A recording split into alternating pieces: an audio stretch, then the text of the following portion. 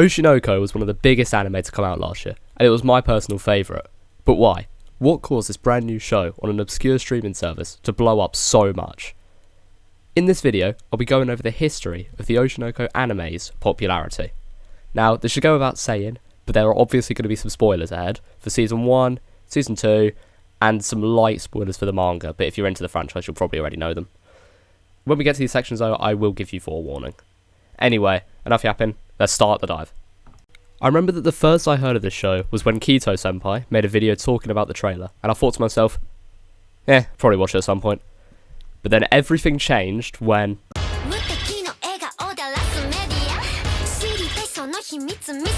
this song changed the game.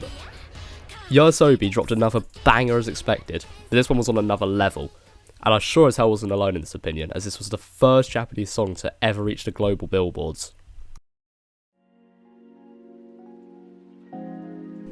While Idol was an amazing opening, all that did was market the anime, and now it had a massive wave of hype surrounding it, meaning they'd have to match the quality of the opening with their first movie-length episode. Episode 1 of Oshinoko was released into the world, and everyone lost their mind. It's one of the best episodes of anime history, managing to shoot Oshinoko to the top of my anime list in just a single episode, being the first anime to dethrone Fullmetal Alchemist Brotherhood in years. Oh, I didn't know this was set in Birmingham. This episode put Oshinoko on everyone's radars, and if the hype was big before, then I can't even describe the amount of hype following the first episode. The next few episodes were more build-up heavy, which led to very mixed reception as people felt the show had already fell off. I mean, I personally enjoyed the episodes, but I get what people mean, as the first episode was very close to perfect, and then the show just dropped down to good. People thought that this show was just going to fizzle out as another missed opportunity. Until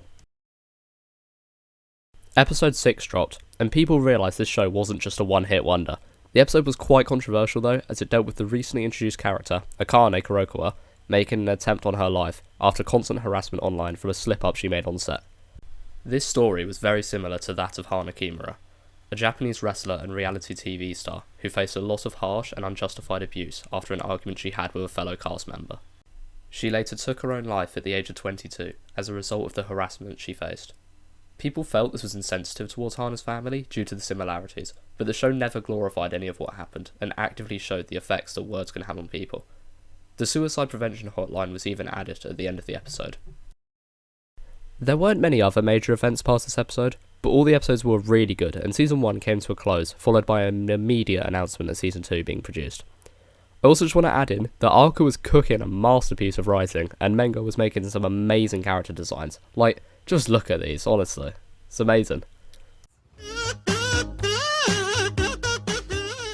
More songs were released throughout the show's airing, all of which are certified bangers.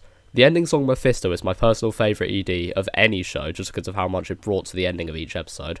Sign Would Be and Starty Rain also slap, but they both kind of stayed within the realm of the fans, unlike the opening and ending. Heart's Kiss also is a song that exists, but I didn't know about it until recently. But it's pretty good, I like it. But let's be honest, none of them compare to the absolute masterclass that is Peon Boot Dance. A brilliant first season, loved by so many people. Following that, what could go wrong? And just like that, everything went wrong. Oshinoko chapter 123 dropped. Skip to this point to avoid spoilers. People lost their mind, as it heavily leaned into the shipping wars, but instead of Akane, or Kana, the correct choices, they got Ruby to confess to her literal brother.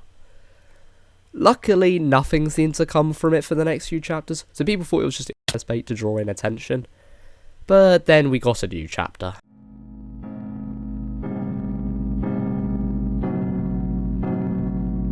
Chapter 143, a number that spells doom for every Oshinoko fan. The chapter dropped and everything fell with it. There was a kiss scene between Aqua and Ruby. There's context behind it, but that doesn't even save it. The whole situation was memed to death, and the Oshinoko anime was caught in the crossfire, completely defenseless. Not even the fans could justify this, and to be honest, I don't even want to. The very characters that brought this show to life would eventually be the ones to kill it. On a lighter note, we got the Crunchyroll Anime Awards, where Oshinoko got multiple nominations and managed to win many awards, such as Best Anime Song, Idol. Wait, is that it? It lost Best Opening and Best Ending to JJK Season 2? The JJK Awards of 2024 was a complete meme, as shows like Vinland Saga didn't get any awards while JJK won almost everything it got nominated for. The fact Idol didn't even get Best Opening was the real nail in the coffin for me. I do think this might be slightly linked to the problems going on in the manga, which is why I brought it up. Oshinoko's reputation was in the mud, and many people weren't even going to watch Season 2 because of how cooked the manga was. I still decided to watch Season 2 though, because the bad stuff is still like another 2 seasons away, so might as well enjoy the show while I can.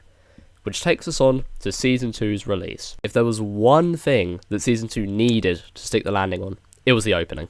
Following up Idol was seemingly impossible, and I honestly thought they were just going to reuse Idol, but with new visuals or something. Then, when I watched Season 2 Episode 1, my mind was blown. Fatale was just as good, if not better, than Idol. I loved it, and it only continued to grow on me throughout the course of the season. Fatale is currently my favourite opening of any show, with Idol in second place. The animation went crazy, and it perfectly fit the current arc. I wasn't as big a fan of Burning, but that's not because it's bad. I still think it's a really good ending song, but just compared to Idol, Mephisto and Fatale, it felt slightly underwhelming. But, just like Fatale, it grew on me, and I now actually understand the ending after the season finale. But the season itself was just so good. A definite step up from Season 1, which had very wishy-washy quality, ranging from like a 7 to a 10 out of 10. Season 2 started off at like an 8, and was consistently a solid 9 out of 10 for the entire season. And it ended off perfectly, properly concluding Tokyo Blade and beginning the Ruby Revenge arc. Also, hats off to Doga Koba, who has created probably the best adaptation of a manga I've ever seen. It always matches the quality, and usually elevates it. There's honestly no reason to read the content that we have in anime form. Which is why I own Book 1, Book 2, Book 3, and Book 2 again. We've had 3 major announcements for the show during the run of Season 2. First off, the live action adaptation, which I'll probably check out the first episode to see if it's One Piece quality or Death Note quality. Second, the announcement of the stage play adaptation, which I'd love to watch if it ever comes to my sad little island known as the UK. Wait, they're doing a stage play adaptation of an anime adaptation of a manga, which features manga characters doing a stage play adaptation of a manga. Yeah, that's not confusing at all. Finally, the announcement of Season 3, which came out just before the finale of Season 2 for some reason. To conclude, the anime is currently popping off, and it seems to have gotten its reputation back for the most part. Now, the manga is just finished, but I don't read it, so I don't actually know what's happened, and I've been trying my hardest to avoid spoilers, but it's rough out here. Also, the 2 new songs, Pop Into and Say What, are bangers, and I've had them on repeat in my head since I first heard them. This video is the first one I've done in this style, so sorry to be cringe, but if you liked it, please consider giving the video a like and subscribing to my channel, so I can tell that this is what people want to see. Also, comment down your favourite character and why. Mine's Ruby, even though she hardly gets any screen time, as she's very fun and is working towards a goal she has had since her past life. Wait, no, I don't mean dating the Doctor.